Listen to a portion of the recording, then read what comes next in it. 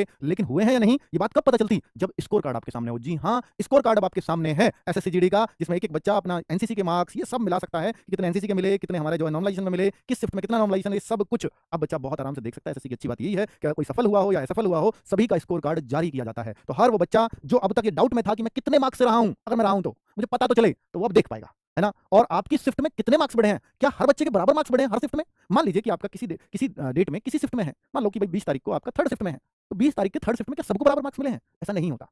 सबको अलग अलग मार्क्स मिलते हैं कि जैसे 20 की थर्ड शिफ्ट में 8 मिले किसी को, हो सकता है उस शिफ्ट में किसी को 9 भी मिले हो सकता है उस शिफ्ट में किसी को 7 भी मिले हो, कैसा भी होता है। जी हाँ, होता है। तो फिर पर ऐसा नहीं हो सकता किसी को 8 मिले तो किसी को एक ही नंबर मिलेगा, नहीं। हाँ, इतना हो सकता है किसी को 7 मिले, किसी को 9 मिल जाए, इतना जरूर होता है। और ये क्यों होता है इसका कारण भी मैं आपको बताऊंगा, ठीक है। मार्क्स क्या घटे भी हैं तो ये आप मेरे को बताओगे। फिजिकल और अंतिम कट ऑफ कितना बढ़ेगी, अगर आप चाहते हो कि मैं ये भी बताऊं कि अंतिम कट ऑफ कितना बढ़ सकती है फाइनल कट ऑफ, तो फिर आपको मुझे डेटा देना पड़ेगा। तो आप दे सकते हो तो मैं लूं गूगल फॉर्म के थ्रू, नहीं देना चाहते तो कोई बात ही नहीं है भाई, फिर तो आप फाइनल कट ऑफ का अंदाजा खुद भी लगा लीजिए जैसे प्रीवियस ईयर की आई है। पर मैं एक डेटा कलेक्ट करके बस आपके सामने रख दूंगा, भाई ये चल रहे हैं बच्चों के मार्क्स, ठीक है। क्योंकि इस बार कम गई है कट ऑफ, तो बच्चों को डाउट बहुत हो रहा है कि सर कहीं बहुत ज्यादा तो नहीं उठ जाएगी, कि शुरू में थोड़ी कम जाए और फिर बहुत ज्यादा उठ जाए। तो ऐसे बहुत सारे बच्चों के डाउट है, क्या पिछली बार जितनी उठी थी कि उतनी ही उठ जाएगी इस बार, ये थोड़ा बहुत कम उठेगी। ये सब कुछ आप सुनना चाहते हो, ये सब कुछ मैं सुनाऊंगा लेकिन आपके डेटा के बाद। तो देखिए बच्चे 26 तारीख यानी आज ही 5 बजे आपका आंसर की का लिंक आया है और आज फाइनल आंसर की भी आई है।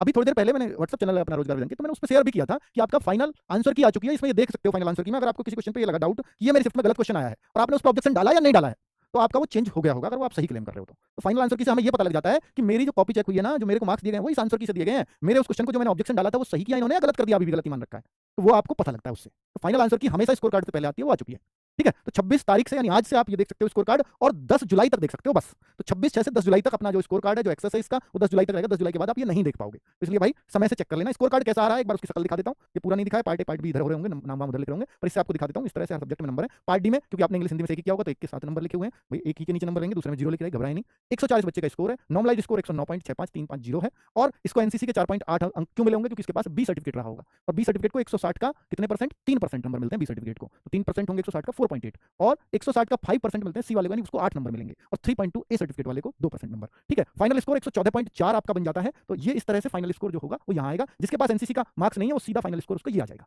क्लियर भाई, तो इस तरह से आपका स्कोर कार्ड आ रहा है जो हर सब्जेक्ट वाइज आपके अंक दिखाएगा। अब मैं आपसे एक डेटा लेना चाहता हूं जिससे मैं आपके कुछ और चीजें आपको बता पाऊं कि भाई इस बार घटे हैं, किस शिफ्ट में घटे हैं, आपकी शिफ्ट में मैक्सिमम मार्क्स कितने मिले हैं, आपकी शिफ्ट में आपको अगर कम मिले हैं तो क्यों मिले हैं। तो ये बहुत सारे सवाल आपके जवाब हो जाएंगे इसमें। फाइनल जो आंसर की फाइनल जो कट ऑफ है वो कितना और बढ़ सकती है, तो वो सब कुछ अगर मुझसे आइडिया चाहिए तो भाई ये एक डेटा जिसमें नाम, जेंडर, आपकी कैटेगरी कौन सी है, स्टेट, एरिया, क्या आप फिजिकल के लिए पास हो गए हैं, करेक्ट क्वेश्चन कौन से हैं, रॉन्ग क्वेश्चन कौन से हैं, रॉ मार्क्स कितने हैं, नॉर्मलाइज मार्क्स कितने हैं, और अपना स्कोर कार्ड अपलोड कर देंगे, ठीक है। और मैं एक चीज और इसमें करवा दीजिए भाई, एग्जाम डेट, क्योंकि वो तो तभी तो पता लगेगा ना भाई, exam date and exam shift कितना बढ़ सकता है, ये और इसमें ऐड ऑन करवा दूंगा, ठीक है। दो चीजें, exam date and exam shift, upload और स्कोर कार्ड, जो उसका स्कोर कार्ड आया उसका फोटो यहाँ लगा सकते हो जिससे थोड़ी जेन्युइनिटी रहे, और फोन नंबर और आपकी सफलता में आरडब्ल्यू का योगदान। अगर कुछ लिखना चाहते हैं हमारे बारे में, आप मेहनत से खुश हैं हमारी से, तो जरूर लिखें। कोई सुझाव भी हो, कुछ कमी लगी हो तो भी लिखें, वो भी सर माथे पर है, जितने पढ़ पाएंगे उतने पढ़ेंगे, ये वादा नहीं करता कि सब कुछ पढ़ पाएंगे, पर बहुत कुछ पढ़ते हैं, ठीक है। चलिए तो भाई अच्छा, खुशी होगी अगर आपके अच्छे अच्छे स्कोर्स आएंगे हमारे सामने। कुछ बच्चे जो भी मतलब जिनका फिजिकल क्वालिफाई हो गया वही भरें, तो ही अब तो उसका अर्थ है, जो नहीं हुए पास तो उनका तो अर्थ है नहीं अब भरने का, तो फाइनल कट ऑफ तो उन्हें नहीं देखनी, उन्हें ही देखनी जिनका नंबर अब आया होगा, ठीक है भाई। क्योंकि बात यह है कि ऐसे जो एनसीसी के स्कोर कार्ड वगैरह सब जुड़े हैं, कितना फर्क फाइनल कट ऑफ पे पड़ सकता है वो सब देखते हुए हमें कट ऑफ का एक आइडिया मैं आपको दे दूंगा। मैं ऐसे तो